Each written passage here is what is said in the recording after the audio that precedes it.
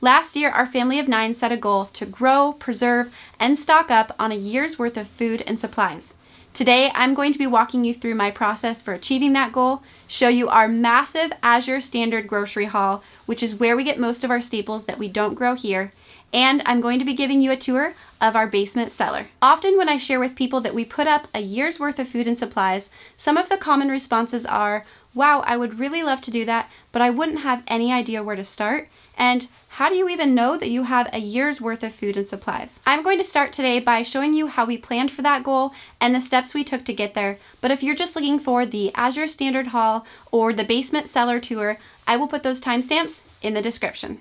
Okay, let's dive into that planning process and answering that question of how much is a year's worth of food and supplies for my family? To figure this out, I started by making a meal plan for the entire year. And don't worry, it's not as overwhelming as it sounds. I make my menu plans seasonally. So for example, we are currently eating off of our winter meal plan, which is repeated for 3 months. If you want more information on this system, go check out my long-term meal planning video. I want to point out here that my meal plans are not set in stone. They're just a guide to help us plan and to make things simple. But if we want to make other things, that's just fine. So once we have a good idea of what our family eats over the course of a full year, we can start breaking that down and figuring out how much food we need. So for example, I can see on our meal plan that we serve corn for dinner twice each month.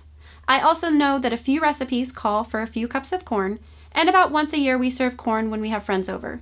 So 2 times 12 gives me 24 servings, plus we'll add in 4 servings for recipes and guests. A serving for one person is about a half cup, so we'll say a serving for our family is about 4.5 cups of corn. I always round up, so we'll say 5 cups. Multiply that by 24 servings, and you get 120 cups. Experience or a quick Google search will tell you that you get about a half cup of corn off each corn cob, and so this tells me I need 280 ears of corn.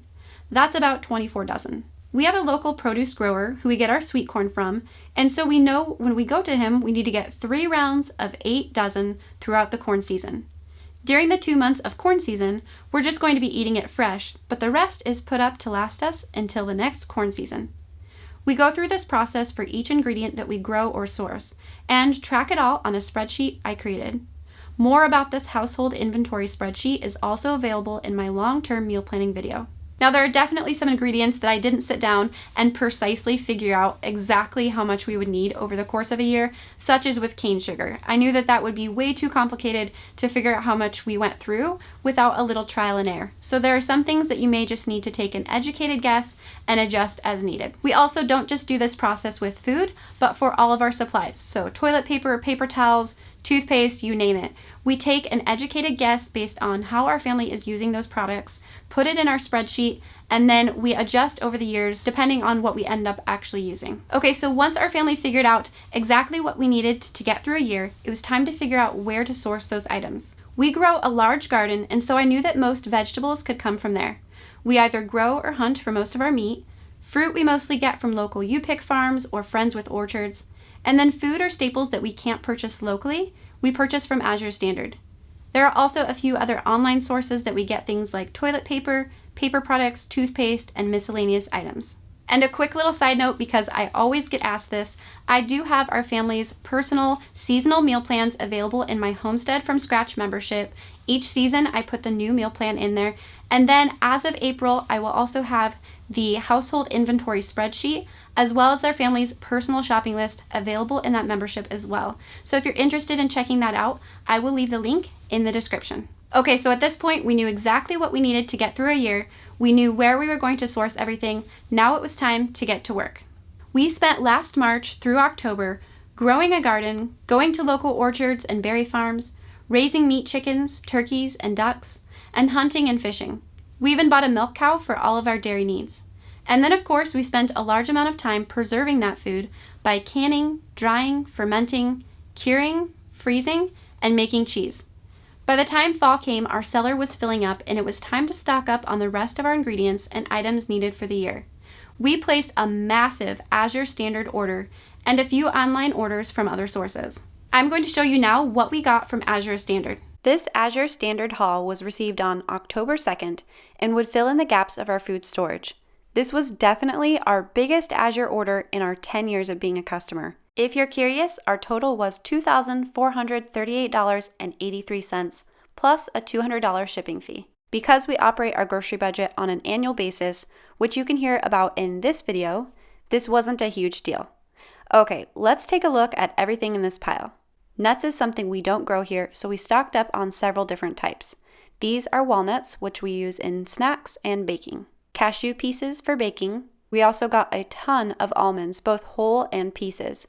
We use these for granola bars, granola, snacks, almond milk, and baking. Pecan pieces are used in granola bars, and baking. Raisins are used in baking and for snacks. Powdered beef gelatin is used for texture in many things like homemade ice cream and in Jell-O. Milk chocolate chips, no explanation needed there.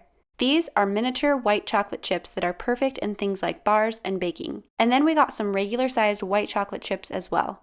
Also, these are allergen free, so no dairy. We go through a lot of shredded coconut and use it in a variety of ways. Apple cider vinegar is also a staple for everything from cooking to canning. These are prunes. We stocked up on a ton of different dried fruits and use them primarily as snacks and with lunches. These are dried apricots. I will show you how we use these buckets in my cellar tour.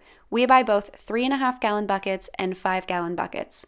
And then we use these gamma lids to seal them for easy access. This is my favorite vanilla and it's a good price, so we stock up. Thai peanut sauce because we love homemade Thai dishes. Lots of peppermint extract, used mostly in homemade peppermint ice cream. Maple sugar is something we often use in place of brown sugar. It is definitely not cheap, but I feel like it's a much healthier alternative. This year I'm hoping we will get enough sap from our own trees to try making our own maple sugar. Hazelnuts, which we haven't used much of yet, but I want to try making our own hazelnut chocolate spread, and I love hazelnut milk. Cinnamon, which we love on many different things and in baking. Lemon peel powder, which is handy if you don't have fresh lemons on hand. Ground pepper in large amounts. Dillweed, dried bananas, cream of tartar, garlic powder, walnut pieces, and the pre-chopped nuts just saves a lot of time when baking. Medjool dates, which we use as a natural sweetener. A ton more dried bananas, cornstarch, and I love this brand because it's organic and non-GMO. Split peas, we love split pea soup. Raw sunflower seeds. A2A2 milk powder, which we use in our hot chocolate mix, in our instant oat cups, and in baking. More bananas. Dried pineapple, which are so good. Dried blueberries, which aren't as good as I thought they'd be, but they're good in baking. More prunes. Sunflower lecithin, which is something I use in a few of my bread recipes. Chia seeds, which we mostly use for overnight oats. Pumpkin seeds, mostly used in our granola. Almond flour for gluten-free baking, and our favorite almond flour chocolate chip cookies. Citric acid, used in canning and cheese. Golden raisins for snacks. Almond pieces, a staple for many of our snack recipes.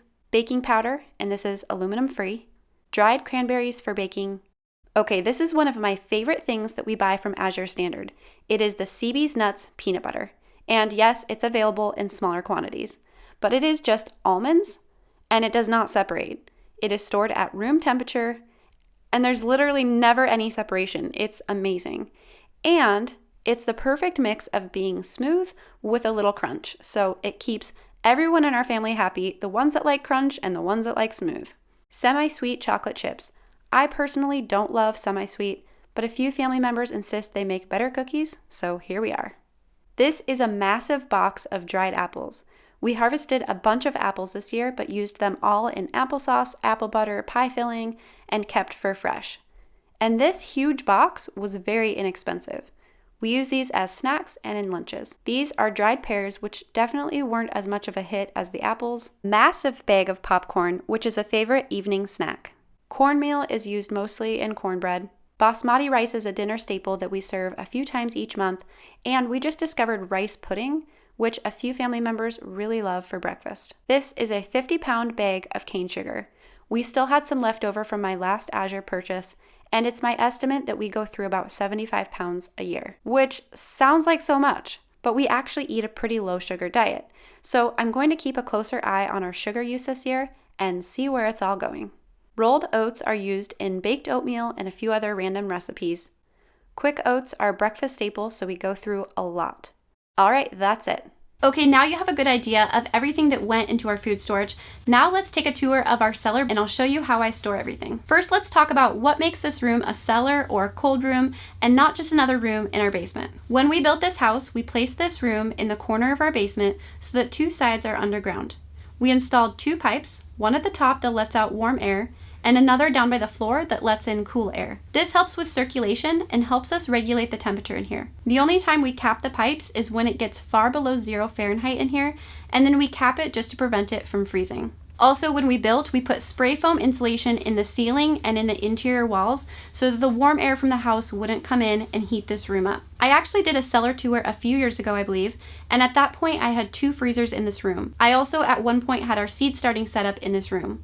We learned over time that the freezers put off too much heat and humidity, and the seed starting setup faced issues with mold growth due to not enough airflow, so those things have since been moved out, and now the walls are just lined with metal shelving. Many have asked why we didn't do wood shelving. I love that I can wipe these shelves down easily, they have built-in airflow for things like my squash, and metal doesn't contribute to humidity.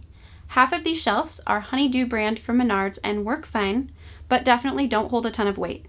The other half that are holding our canned goods are from Seville and are very sturdy. I will leave those links in the description. The liners are all from Menards, but Seville carries them as well. The labels are from Seville, but the last time I checked they were out of stock, so I'm still waiting for them to restock so that I can finish labeling everything. I'm sort of a label nerd, they make my brain happy, and they also make taking inventory much easier. Now let's talk about what's all in here and what containers are used for everything. First, we have all of our grains, flours, cane sugar, and rice. We use mostly 5-gallon and 2-gallon food-grade buckets with gamma lids on top. Gamma lids are airtight and yet still twist off easily. For buckets that are not going to be opened for more than a year, we use oxygen absorbers. But aside from a few staples that we want to have more than a year's worth on hand for emergencies, I just haven't found them necessary. Wheat berries, corn, oats, sugar, these things will last for a very long time in a cool room without any additional steps needed. So besides these 5-gallon and 3.5-gallon buckets with the gamma lids, I also use a ton of these glass storage containers from Azure Standard. This is the half-gallon size, and then they also have a gallon size. And I have found so many uses for these, both in my cellar and in my kitchen pantry. Then we have our canned food. Keep in mind that it's February, so we have been eating from these shelves for a while already. Okay, let's take a look at this first shelf. Up top, I've just got some disposable cups. I have bulk salt from Real Salt. I have milk powder, gelatin, jams and jellies, fruit butters, pie filling, fruit sauces, peaches, pears, applesauce, pear sauce, sauerkraut, some fruit juice, beets, green beans, and pickled everything. So pickled asparagus, pickled carrots, dill pickles, bread and butter pickles, sweet pickles, and dilly beans. And then down on the bottom here, I have some garlic. Okay, on the other wall here, I have onions, and I just bought these onion bags a little while ago. Before that, I just stored them in some containers that had some airflow, and that worked just fine, but these are pretty handy for storage. On the top, I keep all of my squash, and that's because it's the warmest up there, and also it has the most airflow. Then we've got some tuna. You can see I am out of soups and stews. Canned chicken, canned venison, popcorn, tomato sauce, ketchup, roasted peppers, relish, salsa, cowboy candy, pickled peppers, diced tomatoes, whole tomatoes, and some more tomato sauce down here. Then on the bottom, I have some more onions, cornmeal, cornstarch, coconut, and then over here in the corner is more sugar. Then to the left here, I have a whole variety of nuts, legumes, and dried fruit. So this is everything from dried apples to hazelnuts, split peas, and all of the dried beans that we grew in our garden this year. Down below that is a lot of my baking supplies. So I have medjool dates, a variety of different chocolate, I have corn syrup, vanilla, molasses, maple syrup, maple sugar, which is what we often use in place of brown sugar, but I do have some brown sugar, powdered sugar, honey, broth, lard, and I currently have no tallow. On this next shelf here, I have most of the things that we purchased from Azure and a few other locations. So this is our teas, coffee, condiments that we buy, oils, and some more baking supplies. I also have a ton of vinegar on the bottom. Back on the left side now, we have a ton of toilet paper, paper towels, paper products, cleaning products. We've got foil and plastic wrap and plastic silverware, garbage bags. On the bottom here we have some water storage and some lamp oil for emergencies, and some baby wipes. We don't use those very often anymore, but they're handy to have just in case. And then this last shelf is mostly processing equipment, so I have a lot of my canning and food processing up tall.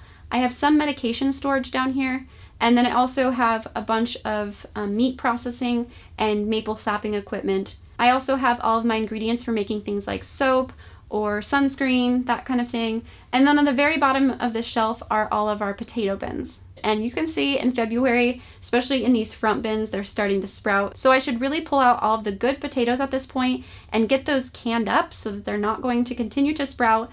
And then I'll save the rest as seed potatoes for spring. I think I covered everything in here, but if you have questions, go ahead and put them in the comments below and I will try to answer those as soon as possible.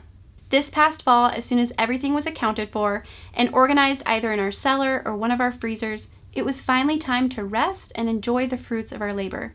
Right now it is February and we are definitely enjoying this slower time of year, but also anxiously planning to start the process all over again beginning next month.